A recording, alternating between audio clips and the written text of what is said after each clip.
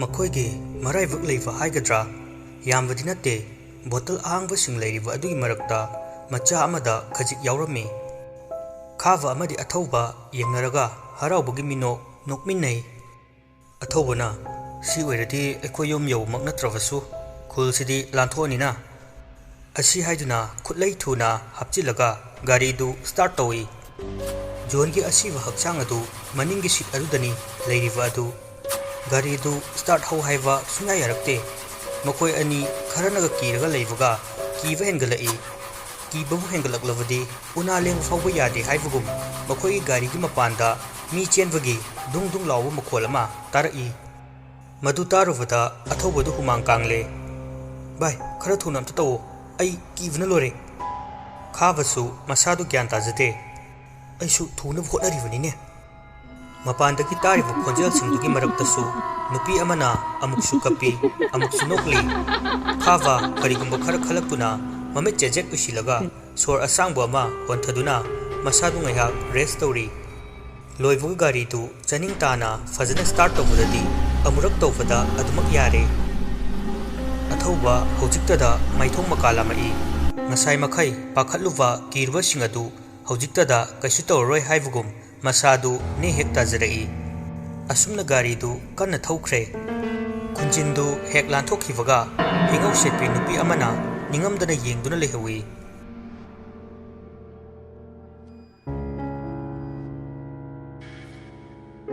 tha khara hokre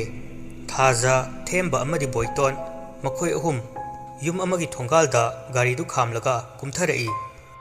themba makhoigi machin manau yamvana इंखोल दुसु पिकली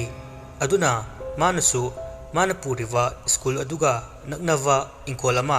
ममानव अमगी खुथांगदगी यामना होंगना लौखी थेंबा याम का हेना पैसा पाइजद्रबसु सरकार अमगी ओजा मचा अमदी ओइजेरी थाजना फनेक फिरोन कया लोंदुना टेक टेक तौरगा पैसा सागचदुना यम अमदी इंखोल अदु लौखीबनी गारीदगी कुमथदुना मचा बोइतोनबु मखुत समदुना मपुरोइबना गेट हांगलिवा अदुदा चंगलक्की हाइदुना खोंग हेक थांजिनबगा थाजा मपालोमदगी कनागुंबा अमना इलक्पगी मतौगुम मसादु मनिंग खंगहन हल्ली बोइतोन ममाना मनिंग खंगहन हनखिवा अदुदा इंगकगना ममादा येंगगा ले थाजसु हौजिक तौख्रिबदु मसादु मथंता इंगकगना कोइलै लैदुना येंगदुना लै अमुकसु करीबु ओइरिबनो खंदुना यमलोमदा मुन्ने येंगलई थेंबदी पोचै खरदु पाइरगा सुमांगदा थमलुरगा अमुक लौबो थोरई हौजिक फावबा मागी नुपीना मनुंगदा चंगदविदा तिंगक तिंगक येंगदुना लेबदुदा कैदौरगे हाइदुना हंगलई थाजा अदुमक मंगदुना लै मसादु नोमलगा है कैदौरगे नंगबो मंगा लैदुबु कैनो थाजा खंप्रे खंगना हा कैसु तौदे कैनोने अमुक नोस्ट्रो चलिदुना याम हराउना लाक्लगा स्वाइदा फ्यूज चागलिसिना अमुक तलाबु युमसे थाजा कैसु तौदबा सादुना अस दासिदिबा कैसु तौदेबा सुम वखल अमदा लेरुबने इस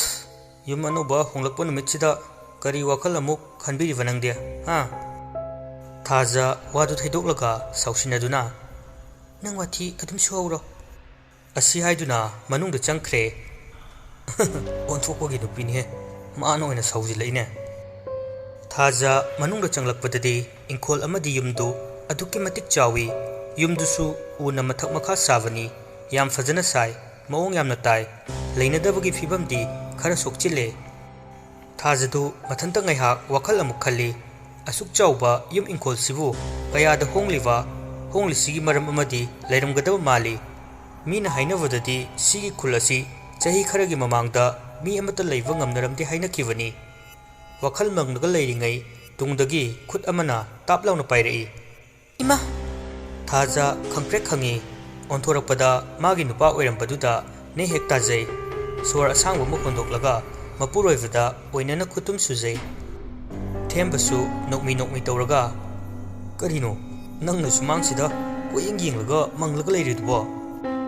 तमो आइदी मफमसे कइनो मतौबा मालिको हेक येंबदा इसादा करिगुंबा मदि फावेबा हैनिंगबा इवाट वाले थेंबा थवा सादना अस नंग बामना ओइरमनि हे ngasiदा नौना लाकपगिनि ꯁꯨꯝ ꯂꯩꯔꯒ ꯀꯔꯤꯁꯨ ꯇꯧꯔꯣꯏꯗ ꯃꯁꯤꯗꯤꯕ ꯂꯥꯎ ꯆꯪꯉꯁꯤ ꯊꯥꯖꯁꯨ ꯌꯥꯝ ꯍꯩꯅꯤꯡꯗꯅ ꯆꯪꯂꯛꯏ ꯃꯈꯣꯏꯅ ꯂꯥꯛꯇ꯭ꯔꯤꯉꯩꯗ ꯍꯥꯟꯅ ꯅꯨꯃꯤꯠ ꯅꯤꯅꯤ ꯍꯨꯝꯅꯤ ꯃꯃꯥꯡꯗ ꯃꯤ ꯈꯔ ꯊꯥꯔꯒ ꯌꯨꯝ ꯑꯗꯨ ꯂꯣꯏꯁꯤꯟꯍꯟꯈ꯭ꯔꯕꯅꯤ ꯊꯦꯝꯕ ꯄ꯭ꯔꯞ ꯄ꯭ꯔꯞ ꯀꯥꯈꯠꯂꯛꯂꯒ ꯌꯨꯝꯒꯤ ꯁꯣ ꯑꯗꯨ ꯍꯥꯡꯂꯝꯃꯤ ꯊꯥꯖꯁꯨ ꯃꯄꯨꯔꯣꯏꯕꯒꯤ ꯃꯇꯨꯡꯗ ꯂꯦꯞꯂꯤ ꯊꯣꯡꯗꯨ ꯍꯥꯡꯗꯨꯅ ꯊꯦꯝꯕ ꯍꯥꯟꯅ ꯆꯪꯉꯤ ꯊꯥꯖꯁꯨ ꯃꯈꯣꯡꯗꯨ ꯊꯥꯡꯗꯨꯅ ꯀꯥꯟꯁꯤꯜꯂꯛꯏ ꯑꯩꯅ ꯍꯥꯏꯕꯗꯤ ꯁꯤꯁꯨ ꯅꯠꯇꯅ ꯃꯃꯥ ꯅꯪ ꯌꯥꯝ ꯐꯠꯇꯦ ꯁꯤꯕꯨ ꯑꯩꯒꯤꯅꯦꯅ ꯂꯩꯔꯛꯂꯤꯌꯦ ꯂꯩꯃ ꯅꯣꯛꯃꯤ ꯅꯣꯛꯃꯤ ꯇꯧꯗꯨꯅ ꯉꯥꯡꯂꯛꯂꯤꯕ ꯅꯨꯄꯤ ꯃꯆꯥꯗꯨꯗ ꯌꯦꯡꯂꯒ ꯆꯥꯊꯣꯏꯕꯤꯒꯤꯕꯨ ꯀꯔꯤ ꯋꯥꯠꯇꯣꯏꯅꯣ ꯍꯌꯦꯡ ꯄꯄꯥ ꯍꯜꯂꯛꯂꯒ ꯁꯣꯏꯗꯅ ꯂꯩꯔꯛꯂꯗꯕꯅꯤ ꯑꯁꯦꯡꯕ꯭ꯔꯣ ꯃꯃꯥ ꯑꯁꯤ ꯍꯥꯏꯔꯒ ꯌꯨꯝꯌꯥꯏꯗ ꯊꯥꯔꯤꯕ ꯁꯣꯐꯥꯗꯨꯗ ꯐꯝꯂꯤꯕꯤ ꯅꯨꯄꯤ ꯑꯅꯤꯗꯨ ꯍꯔꯥꯎꯅ ꯀꯣꯟꯁꯤꯟꯅꯩ ꯃꯈꯣꯏ ꯑꯅꯤꯅ ꯍꯔꯥꯎꯅ ꯂꯩꯔꯤꯉꯩ ꯃꯇꯝ ꯑꯗꯨꯗ ꯇꯨꯡꯗꯒꯤ ꯂꯥꯡꯂꯦꯟ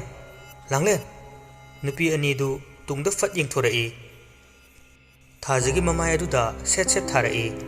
ꯊꯥꯖ ꯒ꯭ꯌꯥꯟ ꯈꯪꯂꯥꯛ ꯂꯥꯛꯏ ꯃꯄꯨꯔꯣꯏꯕꯅ ꯃꯃꯥꯡꯗ ꯂꯦꯞꯂꯒ ꯃꯥꯕꯨ ꯀꯧꯗꯨꯅ ꯂꯩꯔꯝꯕ ꯑꯗꯨꯗ ꯇꯤꯡꯉꯛ ꯇꯤꯡꯉꯛ ꯃꯄꯨꯔꯣꯏꯕꯗ ꯌꯦꯡꯉꯤ ꯑꯗꯨꯒ ꯃꯃꯥꯏꯗꯨ ꯉꯁꯥꯏ ꯃꯥꯅ ꯎꯈꯤꯕ ꯃꯐꯝꯗꯨꯗ ꯑꯃꯨꯛ ꯌꯦꯡꯉꯤ ꯀꯔꯤꯁꯨ ꯂꯩꯔꯝꯗ꯭ꯔꯦ ꯊꯥꯖ ꯑꯉꯛꯄꯒꯤ ꯃꯊꯛꯇ ꯑꯉꯛꯄ ꯉꯥꯛꯇ ꯑꯣꯏꯔꯛꯄ ꯑꯗꯨꯗ ꯃꯁꯥꯗꯨ ꯂꯩꯇꯥꯐꯝ ꯈꯪꯗ꯭ꯔꯦ ꯂꯦꯞ ꯂꯦꯞꯅ ꯃꯪ ꯃꯪꯂꯕ꯭ꯔꯥ ꯐꯥꯎꯕ ꯈꯜꯂꯛꯂꯝꯃꯤ ꯑꯗꯨꯕꯨ ꯃꯥꯒꯤ ꯋꯥꯈꯜꯅꯔ ꯑꯃꯨꯛꯁꯨ ꯈꯜꯂꯤ ꯃꯥꯒꯤ ꯃꯇꯧ ꯑꯗꯨꯗ ꯊꯦꯝꯕ ꯊꯥꯖꯗ ꯀꯩꯗꯧꯔꯦ ꯍꯪꯉꯤ ꯊꯥꯖ ꯀꯔꯤꯁꯨ ꯈꯨꯝꯗꯅ ꯃꯣꯏꯒꯤ ꯀꯥ ꯇꯝꯅ ꯆꯦꯟꯆꯠ ꯆꯠꯈꯤ ꯊꯦꯝꯕꯁꯨ ꯑꯗꯨꯃꯛ ꯉꯛꯇꯨꯅ ꯂꯩꯍꯧꯔꯤ ꯊꯥꯖ ꯑꯃꯗꯤ ꯊꯦꯝꯕ ꯃꯣꯏꯅ ꯁꯤꯖꯤꯟꯅꯒꯗꯕ ꯆꯥꯛꯈꯨꯝ ꯑꯃꯗꯤ ꯀꯥꯁꯤꯡꯒꯤ ꯑꯋꯥꯠ ꯑꯄꯥꯁꯤꯡ ꯌꯦꯡꯁꯤꯜꯂꯤ ꯂꯣꯏꯔꯗꯨꯅ ꯊꯦꯝꯕꯗꯤ ꯃꯄꯥꯟꯗ ꯀꯩ ꯀꯩꯅꯣ ꯇꯧꯍꯧꯔꯤ ꯊꯥꯖꯅ ꯀꯥꯗ ꯆꯪꯂꯛꯇꯨꯅ ꯑꯇꯩ ꯑꯇꯩꯁꯤꯡ ꯂꯣꯏꯁꯤꯜꯂꯤ ꯑꯁꯨꯝꯅ ꯅꯨꯃꯤꯠꯁꯨ ꯇꯥꯁꯤꯜꯂꯛꯂꯦ ꯃꯆꯥꯅꯨꯄꯥ ꯕꯣꯏꯇꯣꯟꯕꯨ ꯀꯧꯔꯒ ꯀꯥꯗꯒꯤ ꯊꯣꯔꯛꯏ ꯌꯥꯆꯪꯂꯛꯄꯒꯤ ꯗꯨꯛ ꯊꯥꯎꯃꯩ ꯀꯠꯅꯕ ꯍꯥꯏꯗꯨꯅ ꯍꯣꯠꯅꯔꯤ ꯃꯥꯅ ꯊꯣꯔꯛꯄꯗ ꯃꯄꯥꯟꯗ ꯊꯦꯝꯕꯒ ꯕꯣꯏꯇꯣꯟꯒ ꯁꯥꯟꯅꯕꯗꯨ ꯎꯔꯒ ꯁꯥꯟꯅꯖꯔꯁꯅꯨ ꯈꯟꯗꯨꯅ ꯃꯥꯒꯤ ꯇꯧꯒꯗꯕ ꯃꯊꯧꯁꯤꯡꯗꯨ ꯇꯧꯅꯕ ꯂꯥꯛꯅꯔꯤ ꯂꯥꯏꯒꯤ ꯊꯕꯛ ꯂꯣꯏꯔꯒ ꯀꯥꯗ ꯆꯪꯂꯛꯄꯗ ꯃꯆꯥꯅꯨꯄꯥ ꯕꯣꯏꯇꯣꯟꯗꯤ ꯐꯃꯨꯡꯗ ꯍꯤꯞꯇꯨꯅ ꯂꯩꯔꯝꯃꯤ ꯍꯩꯃꯥ ꯀꯌꯥꯗ ꯊꯨꯅ ꯆꯪꯂꯛꯂꯒ ꯇꯨꯝꯂꯤꯕꯅꯣꯅꯦ ꯃꯁꯦ ꯅꯨꯃꯤꯗꯥꯡ ꯋꯥꯏꯔꯝꯁꯤꯗꯕꯨ ꯇꯨꯝꯁꯤꯜꯂꯗꯤ ꯌꯥꯔꯣꯏꯅꯦ ꯊꯣꯏ ꯃꯃꯥꯒꯤ ꯊꯣꯏ ꯁꯦ ꯍꯧꯒꯠꯂꯣ ꯍꯣꯔꯦꯟ ꯇꯨꯝꯕ ꯌꯥꯔꯣꯏꯅꯦ ꯅꯪꯕꯣ ꯕꯣꯏꯇꯣꯟ ꯀꯔꯤꯁꯨ ꯈꯨꯝꯗꯦ ꯃꯃꯥꯏꯗꯨ ꯑꯗꯨꯃꯛ ꯎꯞꯁꯤꯜꯂꯒ ꯇꯨꯝꯂꯤ ꯊꯥꯖ ꯆꯥꯛ ꯊꯣꯡꯕ ꯊꯦꯡꯂꯅꯤ ꯍꯥꯏꯗꯨꯅ ꯃꯆꯥꯕꯨ ꯍꯧꯒꯠꯂꯣ ꯍꯥꯏꯔꯝꯂꯒ ꯊꯣꯔꯛꯏ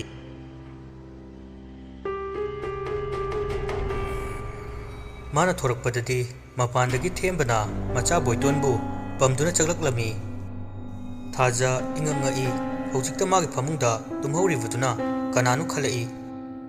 ꯑꯁꯤ ꯈꯟꯗꯨꯅ ꯃꯈꯣꯏ ꯀꯥ ꯇꯝꯅ ꯆꯪꯁꯤꯜꯂꯛꯏ ꯑꯗꯨꯕꯨ ꯍꯧꯖꯤꯛꯇ ꯇꯨꯝꯍꯧꯕ ꯃꯆꯥꯅꯨꯄꯥꯗꯨꯗꯤ ꯇꯨꯝꯂꯝꯗ꯭ꯔꯦ ꯊꯥꯖ ꯃꯉꯣꯟꯗ ꯉꯁꯤ ꯌꯨꯝꯁꯤꯗ ꯑꯍꯥꯟꯕꯒꯤ ꯂꯥꯛꯄꯒ ꯊꯦꯡꯅꯔꯤꯕ ꯃꯌꯥꯝ ꯑꯁꯤ ꯀꯔꯤꯅꯣ ꯈꯟꯕꯗ ꯃꯁꯥꯗꯨ ꯂꯩꯇꯥꯐꯝ ꯈꯪꯗ꯭ꯔꯦ ꯃꯥꯒꯤ ꯅꯨꯄꯥꯗ ꯍꯥꯏꯔꯕꯁꯨ ꯊꯥꯖꯗꯕꯗꯨꯗ ꯃꯥꯁꯨ ꯃꯈꯥ ꯇꯥꯔꯨꯗ꯭ꯔꯦ ꯊꯥꯖ ꯃꯪ ꯃꯪꯂꯒ ꯆꯥꯛꯇꯨ ꯊꯣꯡꯂꯤ ꯃꯆꯥꯅꯨꯄꯥꯕꯨꯗꯤ ꯃꯄꯥꯒ ꯁꯥꯟꯅꯗꯨꯅ ꯅꯣꯛꯈꯦꯗꯨꯅ ꯂꯩꯔꯤ ꯃꯗꯨ ꯊꯥꯖꯗꯤ ꯊꯣꯏꯅ ꯌꯦꯡꯁꯤꯜꯂꯨꯗ꯭ꯔꯦ ꯑꯗꯨꯃꯛ ꯃꯪꯂꯒ ꯆꯥꯛ ꯊꯣꯡꯂꯤ ꯉꯥꯏꯍꯥꯛꯀꯤ ꯃꯇꯨꯡꯗ ꯆꯥꯛ ꯂꯣꯏꯔꯗꯨꯅ ꯃꯈꯣꯏ ꯑꯍꯨꯝ ꯆꯥꯛ ꯆꯥꯅꯕ ꯐꯝꯃꯤꯟꯅꯔꯤ ꯊꯥꯖ ꯇꯞꯅ ꯃꯄꯨꯔꯣꯏꯕꯗ ꯌꯦꯡꯂꯒ ꯇꯥꯃꯣ ꯌꯨꯝꯁꯦ ꯑꯅꯧꯕ ꯆꯪꯂꯛꯄꯅꯤꯅ ꯃꯇꯝ ꯀꯨꯏꯅꯁꯨ ꯂꯩꯅꯔꯨꯗ꯭ꯔꯦ ꯑꯗꯨꯅ ꯂꯥꯏ ꯇꯤꯟ ꯈꯨꯔꯨꯝ ꯊꯣꯛꯂꯒ ꯐꯖꯅ ꯂꯩꯁꯦ ꯂꯥꯏꯅꯤꯡꯊꯧ ꯏꯄꯥꯕꯨ ꯊꯧꯅꯤꯖꯔꯒ ꯌꯨꯝꯁꯦ ꯐꯖꯅ ꯑꯝꯇ ꯈꯨꯔꯨꯝ ꯊꯣꯛꯁꯦ ꯉꯁꯤ ꯑꯩꯅ ꯌꯨꯝꯁꯤꯗ ꯈꯣꯡ ꯊꯥꯡꯖꯤꯜꯂꯛꯄꯗ ꯑꯩꯉꯣꯟꯗ ꯀꯔꯤꯒꯨꯝꯕ ꯈꯔꯗꯤ ꯐꯥꯎꯋꯦ ꯊꯥꯖ ꯉꯁꯥꯏ ꯃꯥꯅ ꯊꯦꯡꯅꯈꯤꯕ ꯃꯌꯥꯝ ꯑꯗꯨ ꯃꯄꯨꯔꯣꯏꯕꯗ ꯇꯝꯖꯩ ꯑꯗꯨꯕꯨ ꯊꯦꯝꯕꯗꯤ ꯍꯥꯟꯅꯗꯒꯤ ꯍꯧꯅ ꯂꯥꯏꯇꯤꯟ ꯀꯌꯥ ꯊꯥꯖꯔꯛꯇꯕ ꯃꯤ ꯑꯣꯏꯔꯛꯄꯅ ꯃꯥꯒꯤ ꯅꯨꯄꯤꯅ ꯍꯥꯏꯔꯛꯄꯗꯨ ꯀꯔꯤꯁꯨ ꯊꯧꯁꯥꯗꯅ ꯈꯨꯝꯂꯛꯏ ꯕꯦꯝ ꯅꯪ ꯌꯥꯝ ꯍꯦꯟꯖꯤꯟꯅ ꯈꯟꯖꯤꯟꯕꯒꯤꯅꯦ ꯌꯨꯝ ꯑꯍꯥꯟꯕ ꯆꯪꯉꯛꯄꯁꯤꯗꯤ ꯃꯁꯥꯅ ꯍꯩꯅꯗꯕꯒ ꯖꯥꯠ ꯖꯥꯠ ꯋꯥꯈꯜꯗ ꯄꯪꯊꯣꯛꯇ ꯊꯣꯛꯄꯅꯦ ꯀꯩꯁꯨ ꯈꯟꯒꯅꯨꯁꯦ ꯑꯁꯨꯛ ꯆꯥꯎꯈꯠꯂꯕ ꯃꯇꯝꯁꯤꯗ ꯕꯨꯠ ꯕ꯭ꯔꯦꯗ ꯊꯣꯛꯄ ꯀꯥꯏꯗꯣ ꯊꯥꯏꯅ ꯆꯥꯎꯈꯠꯇ꯭ꯔꯤꯉꯩ ꯃꯇꯝꯒꯤ ꯋꯥꯅꯤꯀꯣ ꯑꯗꯨꯅ ꯍꯧꯖꯤꯛꯇꯤꯅꯦ ꯌꯥꯝ ꯆꯥꯎꯈꯠꯂꯕꯅꯤ ꯃꯗꯨ ꯂꯩꯇ꯭ꯔꯕꯅꯤ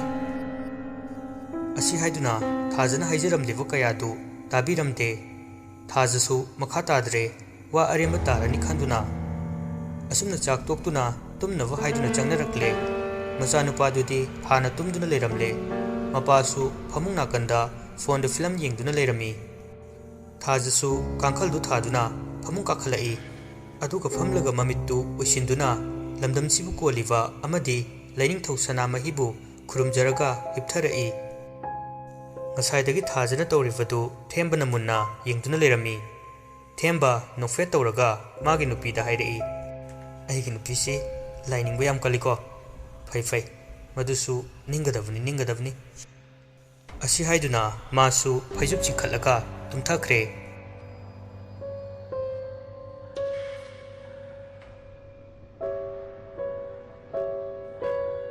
अहिंग नोंयाइगी मतमनी मथकी का अमदा मी लेबगी मवोंगदा मुरुमुम सोनबगी मखोलदु थाजा मंगोय कै ओय तारई थाजदु सुम मखोलदु हौरकपदगी ममित्तु याम तन्ना पांगलकलगा मैदु मारगा थाली मैदु थालकपा अदुदगी मुरुमुम सोलंबदु तुमिन लैख्रे थाजसु हाइफेट कोयेंग येंगमलगा तुमनिंगबगी मयाइना मैदु मुथलमलगा अमुक तुमथखरे नखोय मफमसिदा कुइना लेगनो अैगी युमसिदा नखोय लेबा यारोय नखोयना सिनिंगलबदी लेयो हिंनिंगलबदी हयेंगी नुमिता याम थुना मफमसि थादोक्तुना चटखो करिगुंबा चत्रबदी नखोय लोइना अैना हातकनी युम इंखोलसे अै खक्तगिनी अैगी युमने अैगी इंखोलने नखोय कना मतना लेबा यारोय अैना हाइबसिदा नखोयना याद्रबदी नखोयबुसु अैना हातकनी इमा थाजा लोंगना फुहगोलई मसा पुंबा हुमांग ngaktangaiरमी थेंबा थाजना कन्न लाउरगा हगोलकपदुदा खंगलदुना मासु हगोलई अदुगा मैदु थाली थाजदी ममंगदा सप्त्र थीरवा सकफमगा लोइनना हाइरमलिबा मयामदुदा ममित मना लाउथोक्तुना सोर चाउना चाउना होंदुना लेरमी थेंबा इसिंग लौदुना थाजदा इनबी थाजा इसिंदु खरा थकपदगी मसादु खितंगदि ने ताजरे अदुबु ममित उख्रिवा हाइख्रिवा सिंग अदु निंगसिंगलुबदा अमु पाखतपा फावरई मसिदिवा मंगफतवा मंगलुरबो नंबो अैना खंजिनगनु हाइबा नत्रवा वखल सिदने नत्तब मयाम खंजिलबदी कैकैनो जाजा याम उवनिको अदुना मतुंगदी खंजिलनु से नोंगालनी तुमथनबा तौरसे अदुबु थाजदी कैसु हाइदे मपुरोइबदा तमजगी खंजरंबदु मपुरोइबना हाइरकलिवा वाइसिंग अदुदा ओइररोय खलदुना मासु करिमता हाइदना ओंथोकलगा हिपथरई अदुबु ममिति उसिनबा यादे उख्रिवा ताख्रिबसिंग अदु अदुमक निंगसिंगदुना लेबना थाजा फमुंगदगी तपना कुमथरकलगा मखोंदु हेक थांगबगा मपानदा मी अमा चेनबदौना सुमांगलोमदा गम गम चेनखिबगी मखोल तारई थाजा मखोंग थांगलंबदगी चप लेपी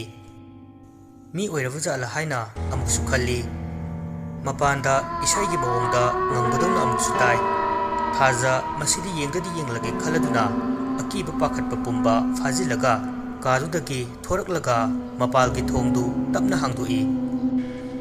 सुमांग मतोंदा हौरिवा हैनौ पांबी अदुगी मखोंगदा फिंगौ सेटपी नुपी अमना इसै ngंगलगा जवै साबदौना लेबदु थाजना उरे मदु उबदा थाजा खंप्रे खंगी करिगिदी खंगलोय नुंगदांग अथेंगबदा फिंगौ सेटपी अमना जवै सारगा लैरमलगदबु थाजदु कीबसु सुम हिंगलई मासु मखोंगदु तपना तपना थांगलकपदगी सुमांग फावबु योरकले अदुबु नुपी अदुदी असुम लेपतना सारी थाजसु अकीबा पुंबा असि थादोकलगा करिनो हाइबदु खंदोकलगे मतागुम मखोंदु याम तपना थांगदुना लेपतना चंगसिलई योगदव खरा वालिंगैदा करिगुंबा पोटसक अमदा थाजदु खुथि थीरदुना तुसिलमी तुपदा मखुदु येसिनबदा नारदुना चाइनादु खांगलिंगैदा करिसु खलुद्रे मखुदु दंगैहाक नालगा मा बाप तारई ममाइदु ngसाइगी नुपी अमा लेहौबा अदुदा फटनों खलगा यंगई अदुबु कनासु लेरमद्रे मफमदु इचिक चिकलगा इमममलगा अदुमक लेरमी थाजा ngसाइ मखैदी मफमदु इंगान गाना उबनी अदुगा हौजिकना मममलगा लेरंबा अदुदा हाना किरंबदगी अमुक हेना किरकलदुना युमलोमदा ममाइदु हेक लेथोरकपगा थाजा खंप्रेक खंगी हैनौ पांबी अदुगी मनाक्तगी नुपी अमना माबु याम निंगमदबगुम कौरकपदु ताबदा थाजा ओंथोक्लंबा ममाइदु हैनौ पाम्बिरोमदि यंगलई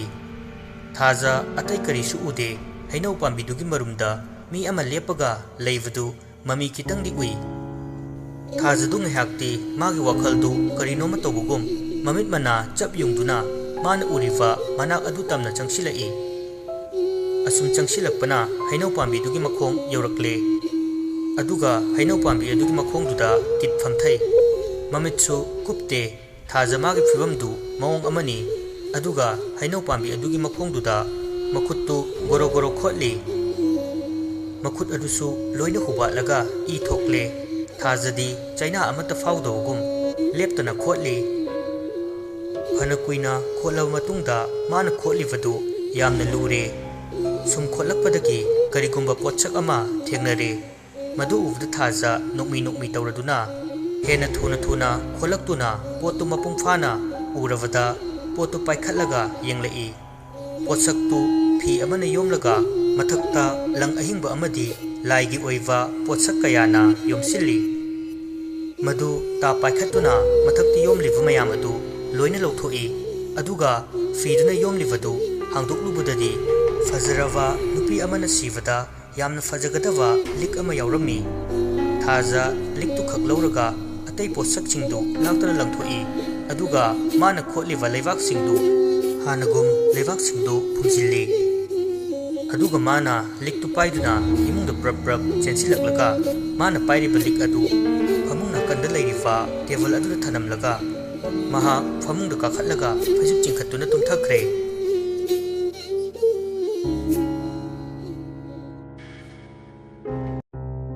मथंगी नुमितनी नोंगालदुना थेंबा हकाम चंदुना ममितु पांगथोरई